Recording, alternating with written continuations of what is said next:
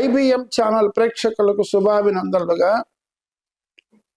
ఈ గ్రహముల యొక్క ప్రభావం మనిషి పైన పడ్డప్పుడు ఆ మనిషికి ఆరోగ్యం సరిగా లేనప్పుడు, రోగ పీడితుడైనప్పుడు, ఏదైనా ఆపదలు సంబంధించినప్పుడు ఏ గ్రహ సంబంధమైనటువంటి హోమాలు చేయాలి, ఏ గ్రహ సంబంధించినటువంటి ఆ గ్రహ సంబంధమైనటువంటి పరిహారంగా దానాలు చేయాలి అనేది ఇప్పుడు మనం సూక్ష్మంగా ఈ యొక్క ఎపిసోడ్లో, 3వ ఎపిసోడ్లో ఇలా తెలుసుకుంటాం. ముఖ్యంగా లగ్నము నుంచి 6వ ఇల్లు రోగస్థానం అంటారు, లేదా రుణస్థానం అంటాం, లేదా శత్రుస్థానం అంటాం. అంటే ఏదైనా గ్రహముల పీడ జరిగినప్పుడు, రోగాలు ఏదైనా సంభవించినప్పుడు ఏది చూసినా సరే మనము లగ్నం నుంచే చూడాలి. ఆ లగ్నం నుంచి చూసేటువంటి 6వ ఇంట్లో ఆ లగ్నంలో ఆ రాస్యాధిపతి ఎవరున్నారు, అది మిత్రగ్రహమా శత్రుగ్రహమా, దానికి సంబంధించిన విధంగా రోగస్థానానికి లేదంటే ఆరోగ్య సంబంధంగా లేదో మానసికమైన వ్యధలకు కారణమైనటువంటిదంటే ముఖ్యంగా రాహువును చూడాలి. రాహుగ్రహ ఫలితంగా ఈ రెండు కూడా, రాహు కేతువులు రెండు కూడా ఛాయాగ్రహాలు. ఈ 5 గ్రహాలకి పాపగ్రహాలని పేరు. రాహువు, కేతువు, శని, కుజుడు, అలాగే సూర్యుడు.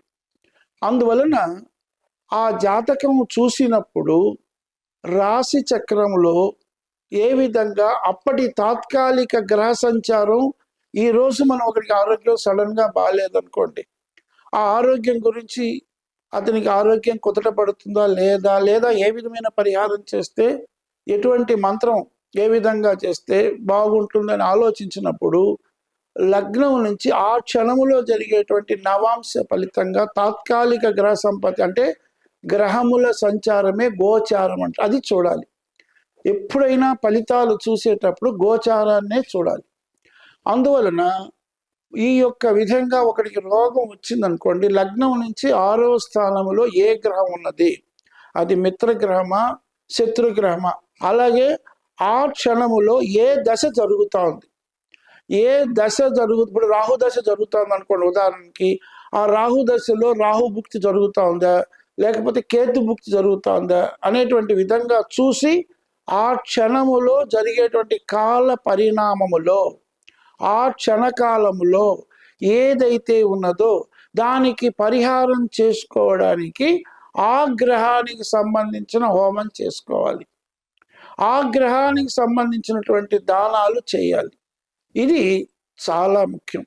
అలాగే ముఖ్యంగా ఒక మనిషికి చాలా అనారోగ్యం అయిపోయింది అనుకుందాం, అన్నిటికంటే సులభమైంది ఈ గ్రహాలకు అన్నిటికీ చతుర్దశ భువనాలన్నిటికీ అధినాథుడు ఈశ్వరుడు కాబట్టి అటువంటి ఈశ్వరునికి సంబంధించిన మృత్యుంజయ హోమం చేయాలి.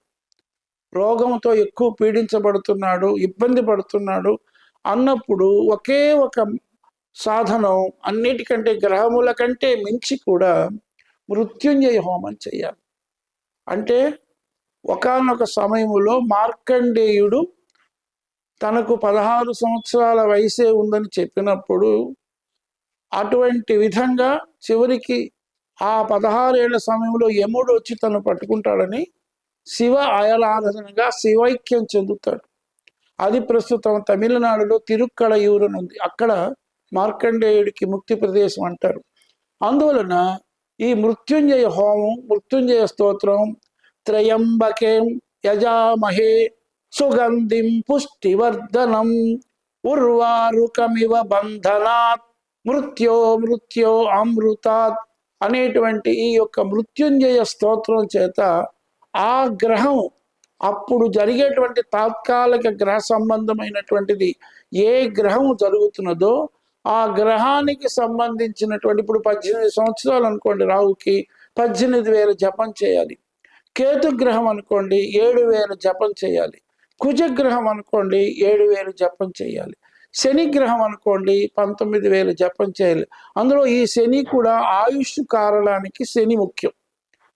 ఆ లగ్నం నుంచి 8వ ఇల్లు చూడటం అనేది ఆయుష్ తెలుపుతుంది. అటువంటప్పుడు అర్ధాష్టమ శని అని, ఏళ్లనాటి శని అని ఉంటుంది. ఇటువంటి దానికి పరిహారంగా తమిళనాడులో తిరునల్లార్ అని ఒక క్షేత్రం ఉంది, శనీశ్వర స్వామి క్షేత్రం. అక్కడ శనికి సంబంధించినటువంటి విధంగా మనం శనికి ముఖ్యంగా నలుపు ముఖ్యం, నూగులు కానీ నల్ల వస్త్రం కానీ, అలాగే శనికి ఆరోగ్య స్థితి సరిలేనప్పుడు 21 శనివారాలు, తక్కువ పక్షం అంటే 7 శనివారాలు నవగ్రహాల్లో శనికి దీపం పెట్టి అప్రదక్షిణంగా శని గ్రహానికి ప్రదక్షిణ చేయడం ఆయుస్సుకి లగ్నం నుంచి 8వ ఇంట్లో శనికి సంబంధించినటువంటిది కాబట్టి ఆ యొక్క 8వ ఇంట్లో ఏ గ్రహ సంచారం అవుతుందో దానికి సంబంధించిన శాంతి హోమం, అంటే ప్రతి దానికి పరిహారం ఉంది. దాని దేనికి మనం భయపడక్కర్లేదు. నవగ్రహ రీత్యా జ్యోతిష శాస్త్ర రీత్యా మనకు వేదాంగాలు 6 ఉన్నాయి. వేదములు 4 అయితే, ఋగ్వేద, యజుర్వేద, సామవేద, అధర్వణ వేదాలు అయితే వేదాంగాలు 6 ఉన్నాయి. ఈ వేదాంగాలలో మనము ఛందస్సు, జ్యోతిష్యము, మీమాంస, తర్కము అనేటువంటి విధంగా జ్యోతిష్యం కూడా ఒకటి. అందులో జ్యోతి ఏష కాబట్టి ప్రతిదానికి మనకు సిద్ధాంతకర్తలు వరాహమిహిరుడు, ఆర్యభట్ట అనేవాళ్ళు సిద్ధాంత గ్రంథాలు రాశారు. సూర్యనారాయణ సూర్య సిద్ధాంతంగా ఉంది కాబట్టి ఆయా గ్రహ సంపత్తి ప్రకారం పరిహారం చేసుకోవచ్చు. ప్రతిదానికి ఒక పరిహారం ఉంది, భయపడక్కర్లేదు. స్వస్తి.